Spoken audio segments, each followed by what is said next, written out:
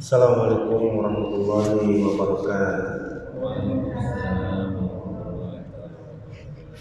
Alhamdulillah nahmaduhu wa nasta'inuhu wa nastaghfiruh wa na'udzu billahi min shururi anfusina wa min sayyiati a'malina. Man yahdihillahu fala mudilla lahu wa man yudlil fala hadiya lahu.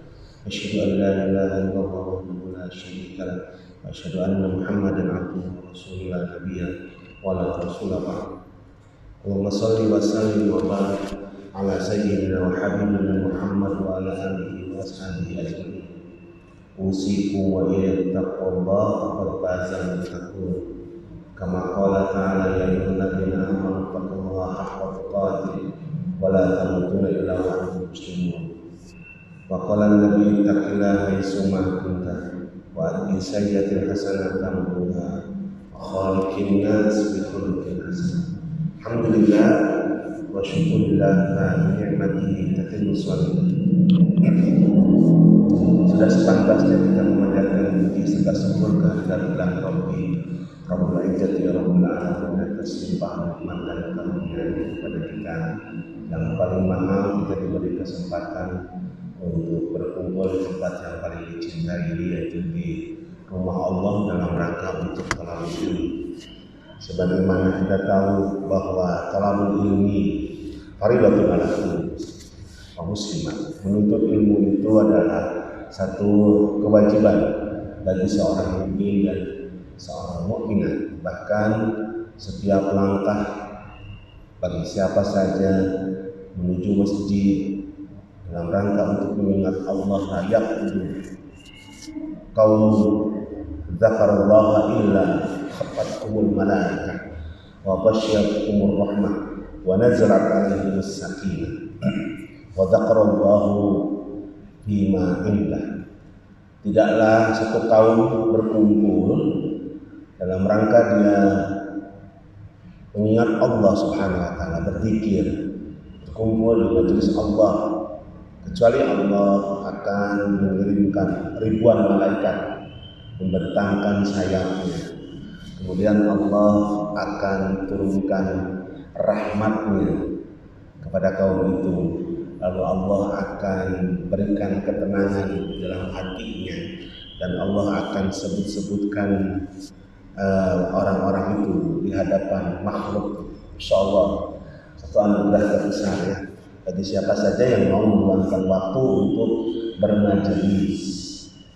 Bahkan Abdullah bin Abbas ketika menafsirkan surat Al-Mujadilah ayat yang ke-11, di akhir ayat itu Allah berfirman, yarfa'illahu alladziina aamanu walladzina utul ilma darajat.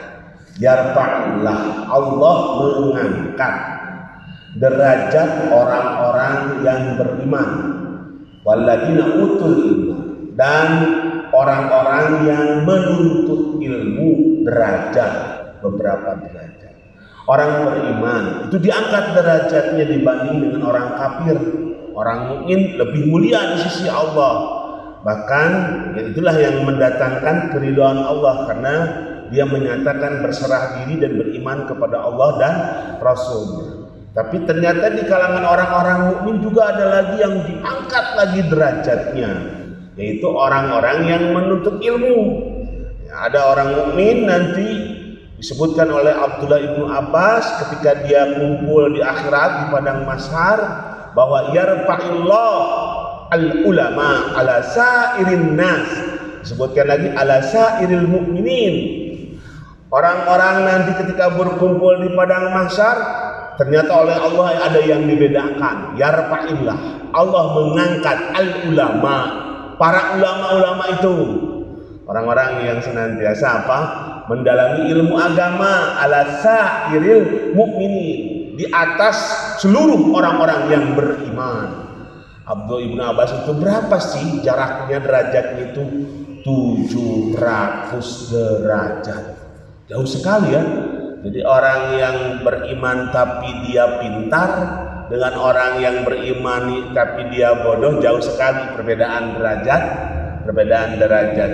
Sehingga waktu zaman Khalifah Umar bin Khattab ketika beliau itu bertanya kepada Nabi itu waktu itu sebagai gubernurnya di Makkah, ya Nafi, siapa yang kamu angkat menjadi amir, pemimpin di Masjidil Haram, menjadi imam di Masjidil Haram? Lalu Nabi menjawab, ya Amirul Mukminin, saya mengangkat Ibnu Abza. Lalu ditanya lagi, siapa itu Ibnu Abza? Dia seorang mantan budak belian. Ada disebutkan, tapi sampai ke hidungnya aja sebesar kacang katanya hidungnya itu, saking peseknya. Itu kulitnya hitam, kemudian rambutnya ikal, budak belian lagi.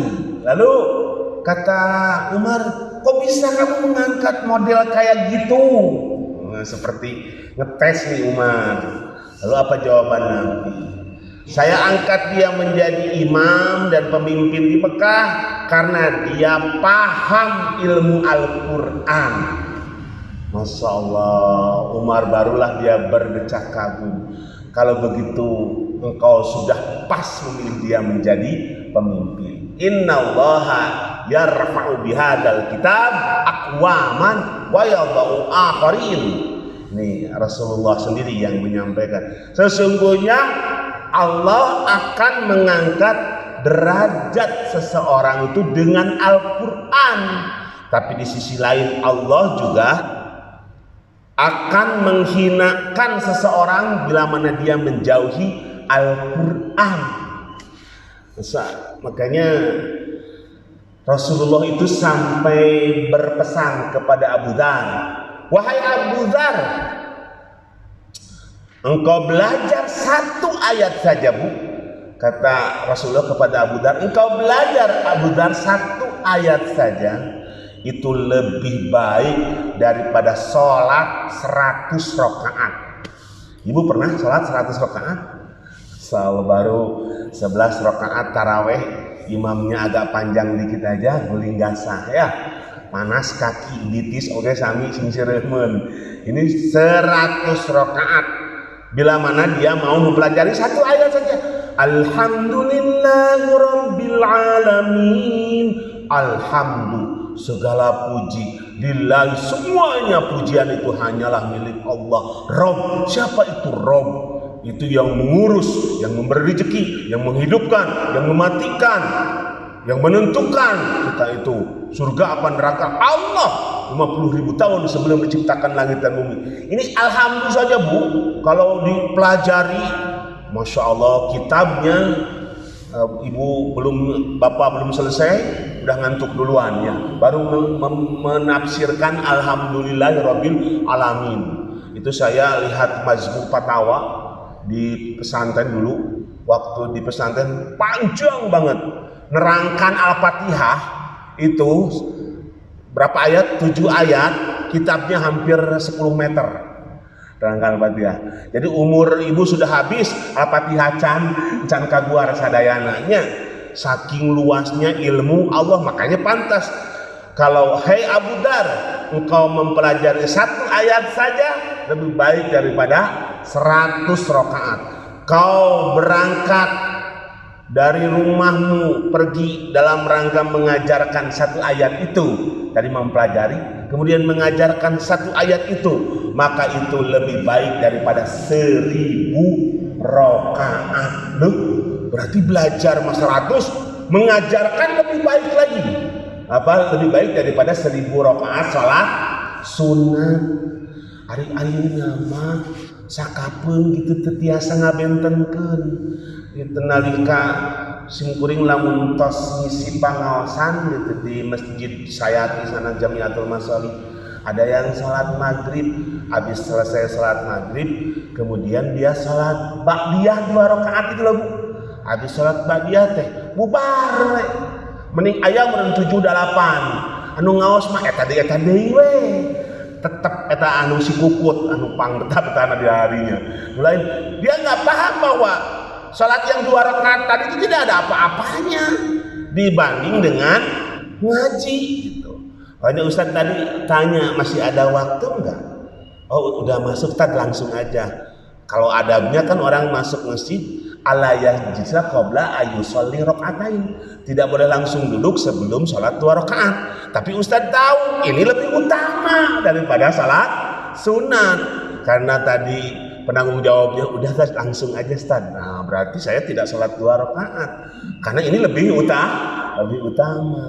Ibu juga tahu kan, masak saja sampai disingkirkan mending ngaos daripada saukur urusan KDT. What is the meaning KDT? Kadut.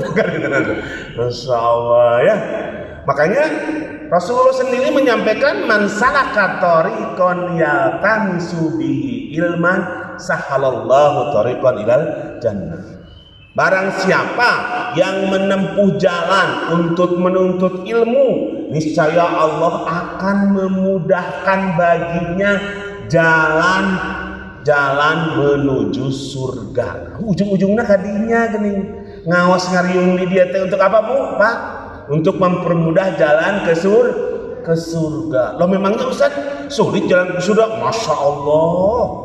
Bukan main sulitnya itu ya, harus melalui proses di padang mahsyar. 1 hari bagaikan 50.000 tahun. Mending kalau 1 hari 50.000 tahun, malah kayak berminggu-minggu. Karena sudah tidak lagi mengenal dimensi waktu. Ada proses hisab, ada proses mizan, ada proses harus dilewati as-sirat.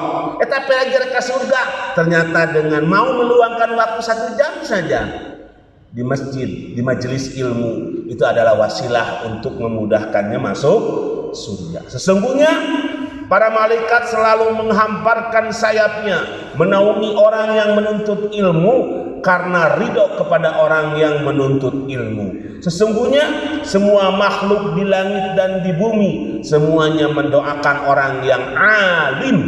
Bahkan ikan di laut pun turut serta mendoakannya. Ada berapa juta sih ikan di laut? Semuanya mendoakan. Berarti Ustaz anu calik di bumi moal, anu ngajeng-jehe komo, anu nongkrong di gading eta moal. Da hadis nage yang sedang di majelis ilmu. Yakin tidak Bapak dengan hadis ini? Bahwa Bapak sekarang lagi didoakan oleh ikan paus, ikan hiu, ikan teri, ikan kakap dan sebagainya. Kan mereka mendoakan kita loh. Bahkan tidak ada doa yang paling mustajab kecuali doanya para malaikat. Malaikat pun mengaminkan. Karunya eta ibu nok ka masjid teh kekayaan terlilit hutang. Maaf kalau ada kesamaan nama misalnya. Itu malaikat ya Allah, cing atuh supados eta hutangna lunas.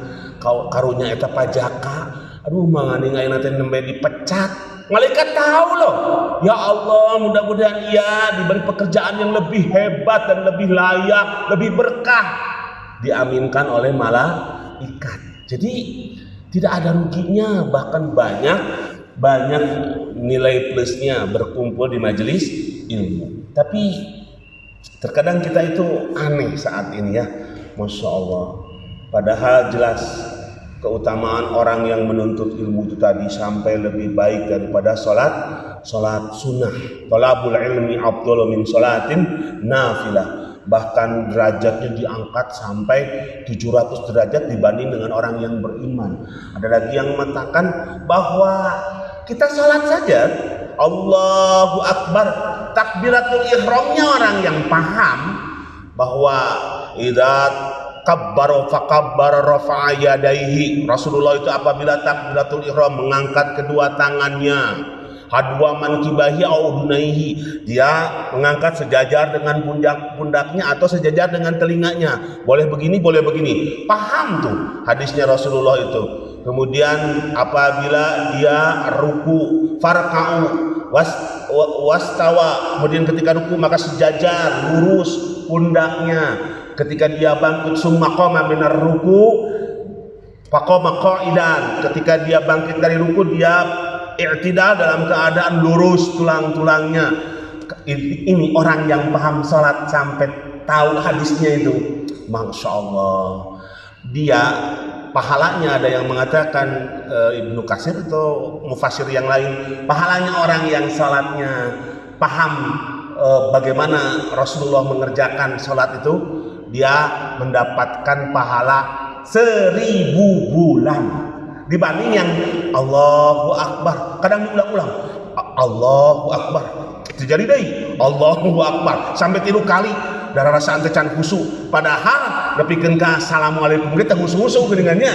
Wah, Masya Allah, ada yang seperti itu, nggak perlu lah. Itu orang yang digoda dengan bisikan setan, diulang lagi dulu sekali.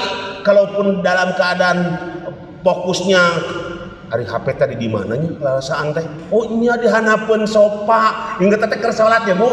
Nah, Masya Allah, maka fokus lagi. Saat dia fokus lagi dan khusyuk lagi, maka dia termasuk salatnya yang diampuni. Ya, Masya Allah, yang paling baik itu salat yang pertama qurrata ayun, yaitu sebagaimana salatnya Rasulullah, merasakan kenikmatan, nyaman dalam hatinya. Yang kedua, tingkatan salatnya yang mendapatkan al-jaza minallah, balasan dari Allah. Yang ketiga, mendapatkan al-maghfirah, ampunan. Nah, mungkin kita termasuk orang yang mendapatkan ampunan karena sering keluar dari kekhusyuan lalu khusyuk lagi. Coba Allah sebutkan melalui lisan Rasul anu netepana nepikeun ka apal ilmuna, dia mendapatkan pahalanya 1000 bulan. 1000 bulan itu seberapa tahun? 83 tahun. Kantos teh Bapak takbiratul ihram 83 tahun. Allahu Akbar. Karek 15 tahun ya. Karek 30 meureun teu ngajongkengnya. Tapi ya Rabbi singkat sekali. Dengan cara dia paham, sallu kama raaitumuni sholli. Salatlah kata Rasulullah kalian sebagaimana kau lihat aku sedang salat. Berarti kita harus lihat hadisnya. Bagaimana sih salat Rasulullah? Maka dia mendapatkan pahala 83 tahun. Mana tekabitanya, Masya Allah. Sekarang ini nyaris kita temukan lah realitanya ya, kita dapatkan di masyarakat itu. Bahkan wabil khusus di negeri kita ini, di negeri tercinta kita ini. Ilmu agama seakan-akan ayeuna mah dimarginalkan. Anak-anak kita tuh yang sekolah di SD, di SMP, di SMA sampai kuliah, kadang ada yang mengatakan durasi waktunya untuk ilmu agama seminggu cuma 2 jam. Masya Allah, ngeri loh, musibah.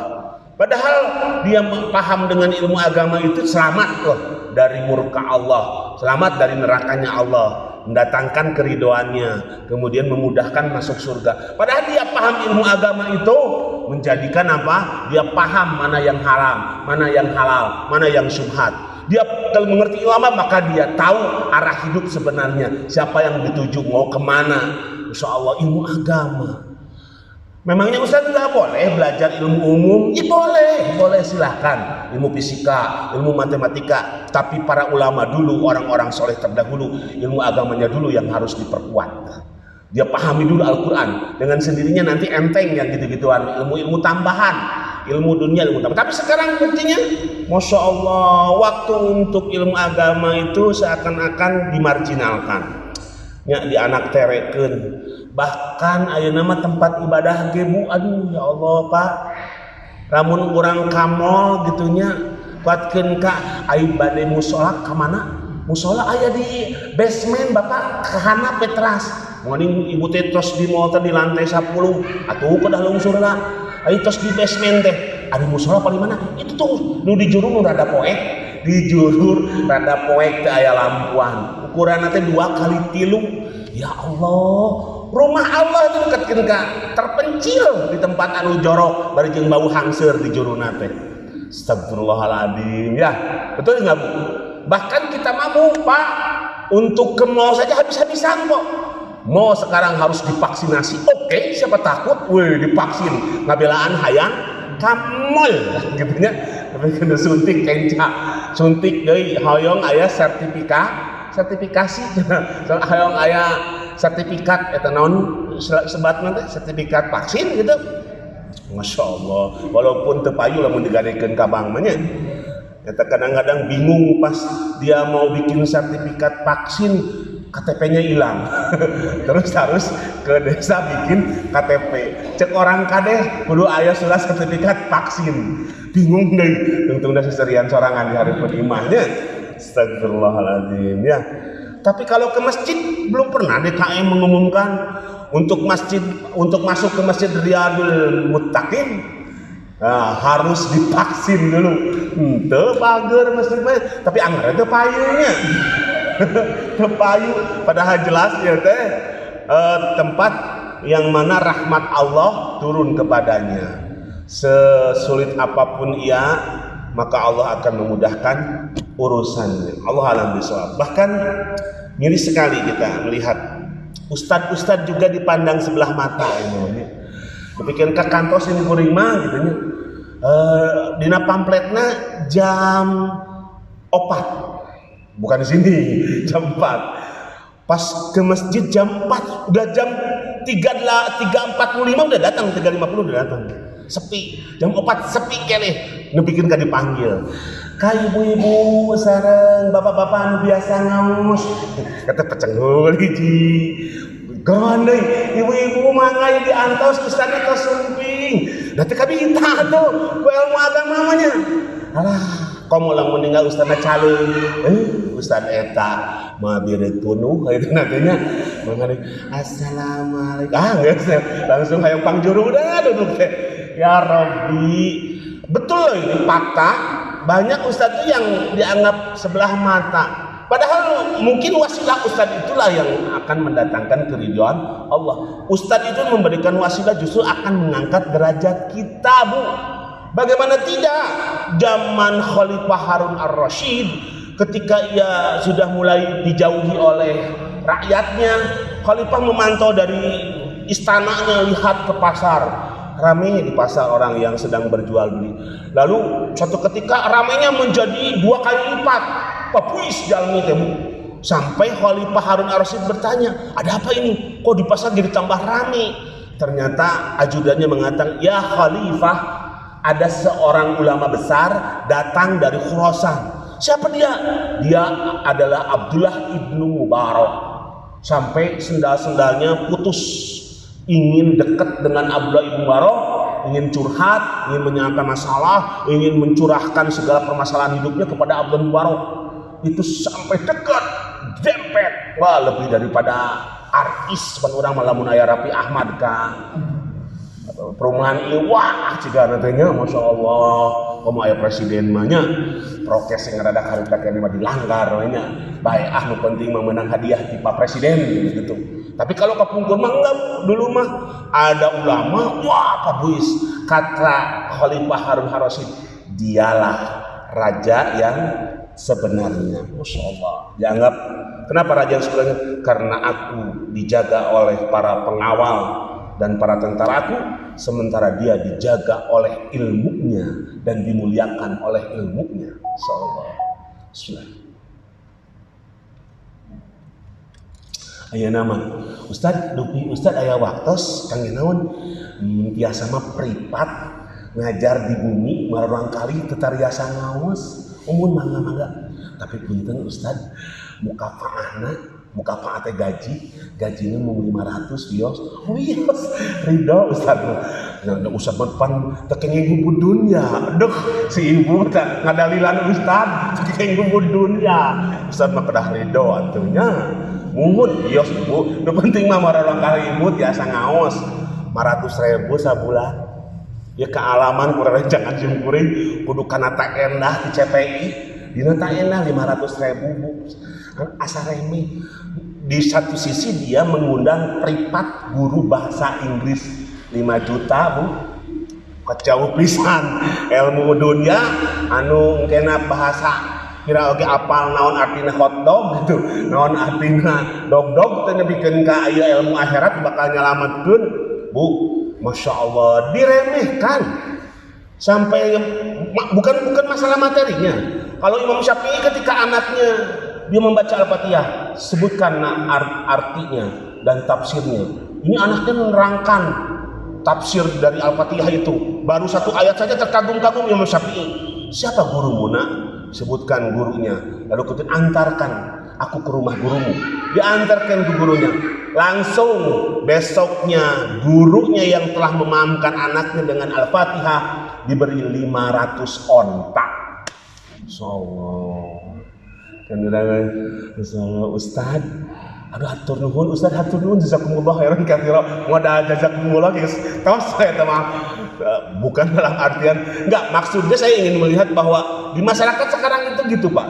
Bu. Jadi kalau lihat Ustaz itu udahlah. Itu mah ilmu naon madsur. Ilmu masa depan suram gitu. Masya Allah, kalau nanti datangnya yang dia misalnya Masya Allah ilmu-ilmu keduniaan, ada privat-privat yang urusannya untuk keduniaan, berani bayar mahal. Bahkan saya punya keponakan itu untuk masuk ke kedokteran, kuliah kedokteran 500 juta 500 juta bayarnya. Ke pesantrenna mung 4 juta genep ratus. Ieu na terdaftar ulang nanti. Tapi teu payu eta teh. Nu payuna mah kadinya horoyong jeung dokter. Sakapeung si ibu kan sok bangga. Murang kali tidak mau di mana? Alhamdulillah abdi mah di bank murang kali mah. Padahal bagian cleaning service-nya masyaallah menceritakan di banknya saja udah bangga. Putra ibu di mana nuka dua mah ieu diamalna di PLN. Padahal bagian nancapkeun tiang listriknya di lapangan gitu. Nah cenah kulitna hideung. Goreng pom. Naon? Masyaallah ya Rabbi. Saya tuh kalau denger ibu itu curhat anaknya satu di Pondok Tahfidz Anu, yang satu lagi di Pondok Tahfidz, Masya Allah. Langsung yang saya bayangkan si ibu ini pakai baju kebesaran dan pakai mahkota. Kan begitu? Abdullah ibn Abbas itu ketika beliau menafsirkan dan orang-orang yang beriman beserta anak cucu mereka alhaqnahum, kami pertemukan nanti di surga. Ternyata kata Abdullah ibn Abbas, orang tua yang memahamkan anaknya walaupun anaknya ada salosin 12 satu saja sampai dia paham Al-Quran, hafal Al-Quran, maka anak ini akan mengangkat derajat orang tuanya yang hafalnya cuma trikul, kul huwallah, kul a'udzu birabbil falaq, kul a'udzu birabbin nas, keangkat ke hiji tah. Kemudian orang tuanya heran, ya Allah, untuk apa ini baju kebesaran dan mahkota ini? Kata Allah, karena engkau telah memahamkan anakmu Al-Quran. 1 dari 11. Maning 11 teh, satu dokter, satu insinyur, satu nu jaga tempat parkir, satu lagi. Yang satu yang hafal, ternyata yang mengangkat derajat itu apa? Satu anak yang hafid Quran. Insyaallah. Itu kata Allah, inilah yang mengangkat derajat orang tuanya hingga bisa berkumpul di surganya Allah. Makanya istri saya nangis waktu anak saya dia dapat sertifikat hafid Quran, karena kata si MC-nya, silahkan sematkan mahkota di uminya. Langsung disematkan, nangis. Dia bayangkan mungkin nanti kelak di akhirat. Makanya hanya idza mata ibnu Adam in qata amaluhu. Apabila Bani Adam itu meninggal, terputuslah semua urusannya kecuali 3. Waladun solihun, anak yang soleh. Di situ tidak disebutkan anak yang kaya, tidak disebutkan anak yang pintar, tapi anak yang soleh. Kalau anak soleh pasti pintar, anak pintar belum tentu soleh. Makanya disebut waladun solihun yad'u alaihi, yang berdoa. Ustadz, anak saya yang soleh cuma 1, yang 10-nya nggak soleh. 1 itu yang diterima doanya oleh Allah ketika orang tuanya meninggal. Yang 10 tidak diterima karena tidak soleh. Ya, jadi kemudian ada di situ kalimatun sodakotun jariyah, sodakot jariyah, infak, wakaf, semuanya ngalir ke si mayit di alam kubur. Yang ketiga ilmun yuntafa'u, ilmu yang dimanfaatkan atau diamalkan. Ma'asyiral muslimin rahimakumullah. Lalu keutamaan orang yang menuntut ilmu apa saja itu? Di antaranya yang pertama, bahwa kita diperintahkan oleh Allah untuk meminta ilmu kepada Allah. Ya Pak, sering mungkin kita dengar kalimat Robbi Jidni Ilman. Ya Allah, ya Robku, Zidni, tambahkan kepadaku ilmu. Itu di surat Toha ya, ayat 114. Wakul, Rabbi zidni ilman. Ya Rabb, katakanlah ya Rabb, tambahkanlah kepadaku ilmu. Ilmu apa Bu ini? Itu tentunya ilmu agama, Dalam artian kita miris kalau ada seorang dokter spesialis penyakit dalam, ada dokter spesialis tulang, ada dokter spesialis kelamin, tapi di sisi lain dia nggak paham tata cara wudhu, maka di sisi Allah dia tidak akan selamat. Ada insinyur, ada profesor, ada gelarnya, wah sampai profesor, dokter, insinyur, udah di situ di belakangnya lagi LC, MC, MCK, repet. Tapi kalau dia tidak paham tata cara sholat, cilaka tetap, insya Allah. Tapi kalau cuman gelarnya misalnya Ustadz Irfan Hakim, itu ayat gelar, tidak ayat, tapi dia paham misalnya bagaimana fikihnya wudhu, fikihnya sholat, justru dia selamat. Apalagi kalau dia seorang mubalik, seorang ulama yang gelar dunianya nggak berebet, gelar akhiratnya walaupun cuma satu, LC, lucu dan celelean, bukan LC tenawannya, terang nanti bukan nama LC satu di Mesir misalnya, masya Allah, justru LC inilah yang akan mengangkat derajatnya, sehingga pantas kalau kita minta kepada Allah. Di samping doa itu Rabbi zidni ilman, ada lagi Allahumma inna nas'aluka ilman nafi'an. Ya Allah, hamba memohon kepadamu ilmu yang bermanfaat, insya Allah. Jadi yang kedua, keutamaan orang yang menuntut ilmu tadi, Allah akan angkat derajatnya, insya Allah. Jadi betul-betul Allah ini ingin memuliakan orang yang menuntut ilmu. Satu orang yang menuntut ilmu dibanding 1000 orang yang hanya dia melakukan ritual ibadah disebut abid, ternyata tidak ada apa-apanya yang abid itu. Rasulullah sendiri yang menyampaikan, inna fadlal alim alal abid kafadlil qamar ala sairil kawakib bilailatil badr.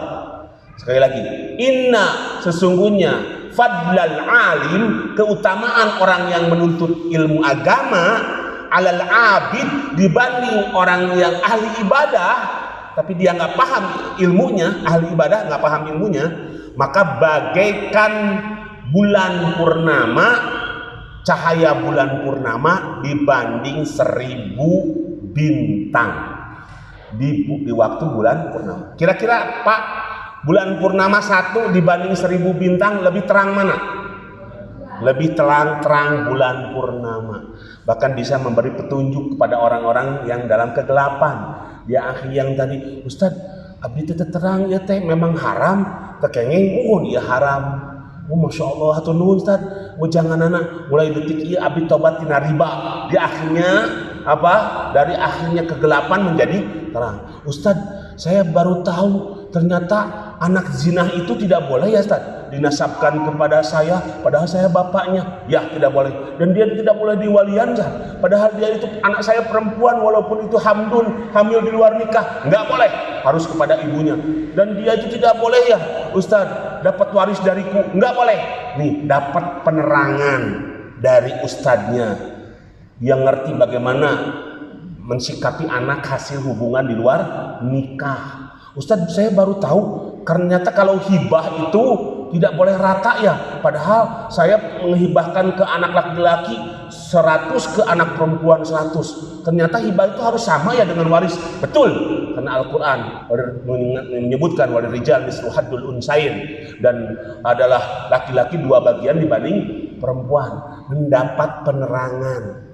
Makanya kita kalau mendengar ada ulama besar meninggal, yang rugi itu apa? Ilmunya diangkat. Masya Allah, meninggal Ustadz Tengku Zulkarnain, hilang juga ilmunya ya. Tapi kalau meninggal Bob Sadino, pengusaha sukses, pret orang mah butuhnya dari tempat keremaran yang anak jeung anak-anakna teu kabagian ka urang mah. Tapi kalau seorang yang alim meninggal, rugi umat Islam itu. Insya Allah, karena kehilangan ilmunya. Dan di akhir zaman ulama-ulama soleh itu akan diangkat. Insya Allah muncullah para ruwaibidah, orang yang sotoi. Naon sotoi? Sotoi ayam atau sotoi? Sotoi itu sok tahu, merasa diri paling ngerti. Muncul dia dari kalangan abri. Semua agama itu adalah benar. Bisa ngeunahna ngomong tanya, Masya Allah ngacapruk hayang nonjok karena modal gitu tanya ngerti agama ge henteu. Semua agama itu benar. Ini orang Bandung nih. Saya si Dadang si Dudung ngaranna teh. Astagfirullahaladzim. Ibu kalau semua agama benar milih yang mana? Udah milih yang agak bebas dah. Cek ibu asal ribet jadi umat Islam kan gitu ya. Banyak dilarang. Berarti enak, anu lebih bebas. Ya harus secara hawa nafsu. Masya Allah. Baik. Kemudian yang ketiga, keutamaan orang yang menuntut ilmu. Allah sebutkan di dalam surat Fatir ayat ke-28. Penggalan ayatnya, innama yakhshallah min ibadihil ulama. Innama menggunakan harful kasar. Hanya saja, atau mungkin diartikan begini, sesungguhnya tidak ada lagi orang yang paling takut kepada Allah kecuali hanya orang-orang yang paham ilmu agamanya. Dan gitu, yang paling takut. Makin banyak ibu mempelajari, bapak makin sering membaca Al-Quran dan tafsirnya serta hadisnya, maka bapak makin besar juga rasa takutnya kepada Allah.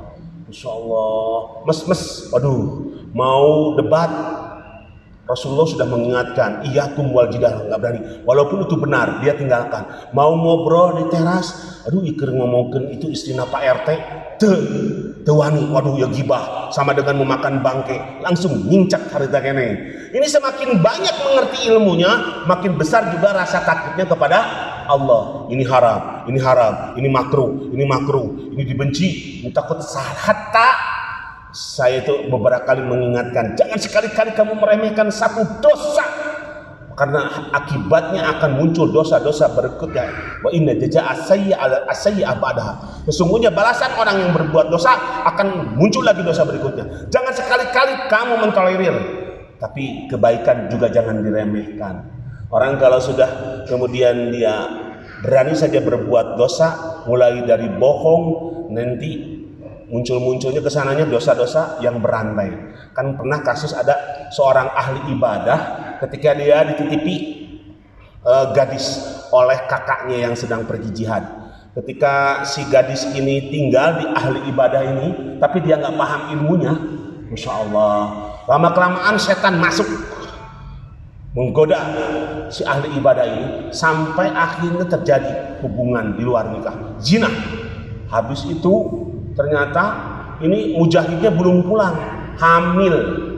Ketika pulang kakaknya itu dari medan jihad, lalu ia ingin menemui adiknya, mengambil adiknya. Ternyata adiknya sudah dibunuh oleh si Abid ini. Saat ditanya, kenapa adik saya sampai meninggal? Ia katakan, dia meninggal karena penyakit. Kemudian setelah itu sang mujahid ini penasaran, ditanya kepada tetangganya, pada adiknya itu dalam keadaan sehat, lalu dia meninggal. Sampai kaburlah si Abid ini, dia meminta pertolongan kepada dukun. Lalu kata dukun, aku akan bantu kamu agar selamat dari mujahid itu dengan syarat kamu harus berbuat syirik, tinggalkan agamamu. Ditinggalkan agama Islam, dia menjadi seorang yang musyrik, penyembah jin. Tapi pada akhirnya Abid, si mujahid ini menemukan si Abid lalu dibunuh tinggali. Akhirnya orang yang cuman modal ahli ibadah saja tapi nggak paham ilmunya, pertama berani berbohong, kedua kemudian dia berani membunuh, ketiga kemudian dia berani berbuat syirik. Ayahnya di Banten Pak, aliran sesat oleh ulama sudah dipatwakan aliran sesat. Rek sesat kumaha nyempot di kampung teh berapa hampir 15 kilo cenah dari keramaian teh sampai ke kalewat hutan di Banten. Ada komunitas orang di situ yang mengaku muslim, sholatnya mengarah ke arah mata angin. Aduh, eta kumahanya angin ka kulon pas angin kawetan mingko kawetan tuh itu angin dengan kawetan arah mata angin. Kemudian sholatnya 8 waktu, kurang 5 waktu, ya 8 waktu sholat wajibna, dan itu dilakukannya seminggu sekali. Banyak teh unggal poe seminggu sekali. Ya Robi, itu ketika diwawancarai dari TV One kalau nggak salah, dia mewawancarai pede, gimana letak kesalahan saya, katanya. Kan saya tidak ada salahnya, saya sholat lebih banyak daripada kaum muslimin yang lain. Eta nu bodoh nih asal kata teloyonanya 8 waktu, Masya Allah ya Rabbi. Ulama keherean nih harapan nu model gitu banyak. Astagfirullahaladzim. Itu karena kebodohan ilmu agama sehingga dia melakukan ritual-ritual ibadah yang justru tidak ada contohnya dari Rasulullah, mengakibatkan sia-sia apa yang dilakukannya, bahkan masuk neraka pada akhirnya. Allahu a'lam. Yang berikutnya, keutamaan orang yang menuntut ilmu, sampai Allah sendiri menyebutkan di dalam hadis yang mananya begini, Allah menjadikan hasil buruan anjing yang bodoh sebagai bangkai yang haram untuk dimakan, dibanding dengan hasil buruan anjing yang terlatih, maka bangkainya dianggap halal. Sampai gitu loh. Jadi gini, kalau ada seseorang punya anjing terlatih, ketika dia bisa menangkap rusa, maka anjing ini bisa menjadikan bangkainya halal. Tapi anjing yang tidak dilatih, dia beli anjing pemburu, kemudian tidak dilatih dulu, dia menangkap rusa, maka bangkainya dianggap haram. Maksudnya apa? Di sini adalah Allah ingin mengangkat keistimewaan orang yang berilmu, bahkan sampai binatang pun yang berilmu derajatnya naik, yang terlatih. Kemarin saya ngobrol dengan sepupu, ya Bu, Pak, ngurus manuk japati anu terlatih, anu sok dilatih kelepek tarik tah. Hargana pas juara katilu 25 juta japati. Eta teh atahna Bu. Kumaha lamun asakna gitu. Asakna mah begitu payu ya. 25 juta karena dilatih loh. Tapi ayah sepupu juga jualan burung sama japati dikurung. Mana japati nama linis teh. Di sabaraha sajodo mirah Ustad mung 50.000 udah dikurung tadi dilatih. Nu itu 25 juta ya 50.000. Tuh satu oke nu dilatih mah naik derajatnya. Itu tidak. Apalagi anak kita ya tong dilatih hiber ibu budak-budak. Dilatih ilmu agama, ajarkan Bu satu aja ayat, ajarkan Bu Iqra 1, ibu sampai a ba bibi anak itu, kemudian sampai dia paham Iqra 1 karena ibu terus ngalir seumur hidupnya ke si ibu itu apa pahalanya, padahal satu huruf dikalikan satu kebaikan dikalikan 10, Masya Allah. Jadi tidak ada ruginya, bahkan banyak untungnya bila mana kita memahami ilmu agama. Kemudian keutamaan yang lainnya, Muawiyah berkata bahwa aku pernah mendengar Rasulullah bersabda, "May yuridillah bihi khairan yufaqihu fiddin." Apabila Allah menghendaki kebaikan bagi seseorang, maka dia memahamkan din kepadanya. Intinya bahwa apabila Allah mencintai seorang hamba, maka ia akan dipahamkan ilmu agama. Orang ini belak bodoh loh, tapi pengen ngerti, pengen paham, sering datang ke masjid, sering nanya ke ustadz, padahal mungkin IQ-nya di bawah rata-rata gitu. Masya Allah. Allah itu sebetulnya yang menginginkan kebaikan. Makin sering dia bertanya, makin bertambah pahalanya, makin naik derajatnya. Makin sering dia penasaran dengan ilmu itu, padahal nggak naik-naik. Terus yang ditanya itu tentang fikih wudu misalnya enggak beres-beres sampai 10 tahun, 15 tahun, 20 tahun. Bahkan Ibnu Hajar Al-Asqalani, dia menjadi ulama besar, ketika pesantren 4 tahun masih belum paham juga. Nambah lagi pesantren 5 tahun masih belum paham. Naik lagi 6 tahun sampai berapa puluh tahun. Aral tuh nama aing bodoh. teu ngarti-ngarti wae eta ustaz teh nerangkeun naon, dieu balik we. Cek Ibnu Hajar teh pulang dia aral teh amurnya 10 tahun teu ngarti-ngarti wae. Suatu ketika dia duduk di bawah air yang sedang ngalir, kemudian air itu menetes ke batu sampai legok, sampai berlubang batu itu. Mentak muncul bahasa Sunda, cikaracak ninggang batu laun-laun jadi karedok, jadi naonmu jadi legok gitunya. Itu Ibnu Hajar, inspirasinya dari beliau. Aduh, batu segitu kerasnya saja bisa bolong. Masa saya ini punya akal sampai nggak bolong-bolong? Dia akhirnya balik lagi ke pesantren, belajar lagi.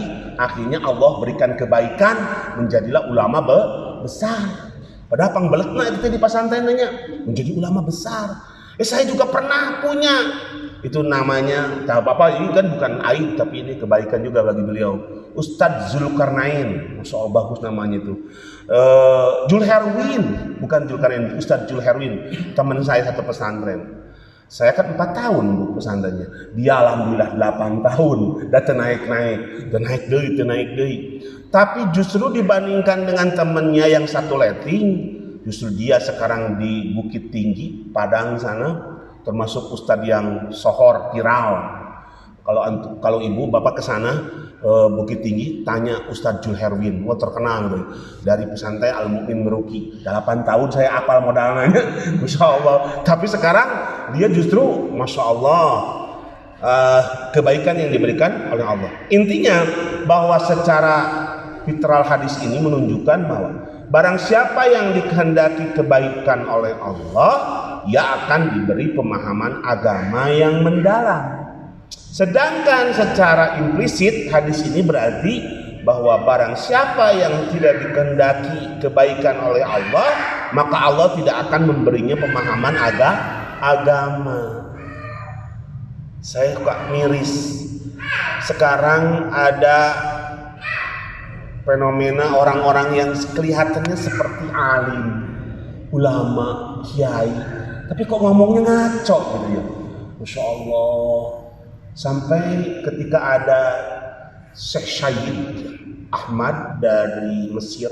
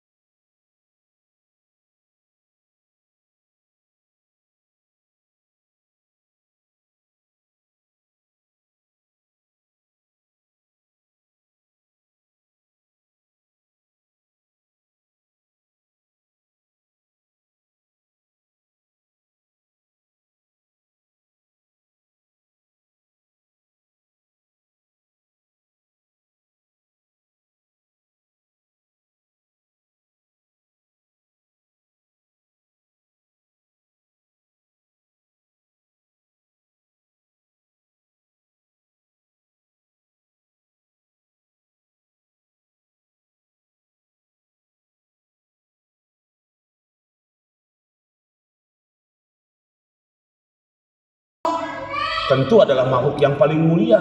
Kalau tidak ada Rasulullah mungkin kita tidak bisa mengerti dan memahami ilmu agama, tidak paham apa itu Islam dan apa itu iman dan ihsan. Tidak ada lain adalah wasilah beliau. Maka sudah sepantasnya kita mengakui bahwa bangsa Arab lebih unggul daripada bangsa Asia, gitu kan? Baru beberapa saat saja kemarin kita lihat kejadiannya, Masya Allah, ulama kita Habibana Rizik Syihab gitu, Masya Allah, kata Ustadz Abu Somad, Allah itu memunculkan ulama model begini itu per 800 tahun gitu.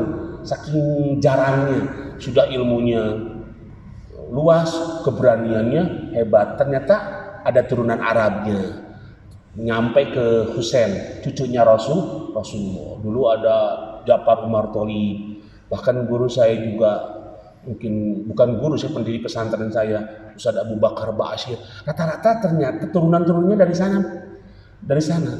Jadi memang mereka lebih unggul. Tongboro jalannya Bu, sampai hewannya pun yang Arabian horse, kuda terbaik itu adalah kuda Arab. Harganya bisa sampai 1,5 miliar, sampai 2 miliar. Kuda orang dipakai keretek 20 juta, paling murah 5 juta gitu ya. Beda dengan kuda Arab. Jadi Allah sendiri yang Maha tahu kenapa Al-Quran turun di Jazirah Arab. Allah alam bisawab. Baik, itu keutamaan yang diberikan oleh Allah kepada orang yang menuntut ilmu. Bahkan mungkin yang sering kita idam-idamkan dan damba-dambakan itu menuntut ilmu dunia, ternyata tidak ada apa-apanya. Ibnu Qayyim mengatakan bahwa orang yang mempunyai ilmu agama adalah warisan para nabi, sedangkan orang yang mempunyai ilmu selain ilmu agama atau mungkin harta adalah warisan para raja dan orang-orang kaya. Ilmu agama menjaga pemiliknya, sedangkan harta harus dijaga oleh pemiliknya. Harta bisa habis jika diinfakkan dan dibelanjakan, sementara ilmu semakin bertambah jika diinfakkan. Pemilik harta akan meninggalkan hartanya jika mati, sedangkan ilmu akan dibawa hingga ke alam kubur. Ilmu bisa mengatur harta, sedangkan harta tidak bisa mengatur ilmu. Ilmu dibutuhkan oleh para raja dan lainnya, sedangkan harta hanya dibutuhkan orang-orang miskin dan yang membutuhkannya. Harta bisa dimiliki oleh orang-orang mukmin atau orang kafir, baik atau buruk, sementara ilmu yang bermanfaat hanya bisa dimiliki oleh orang-orang yang mukmin. Insyaallah. Itu saja mungkin ya kaitannya dengan keutamaan menuntut ilmu. Poin-poinnya insyaallah masih banyak, nanti di lain kesempatan kita tuntaskan insyaallah. Mungkin sebelum diakhiri ada yang mau ditanyakan, silakan.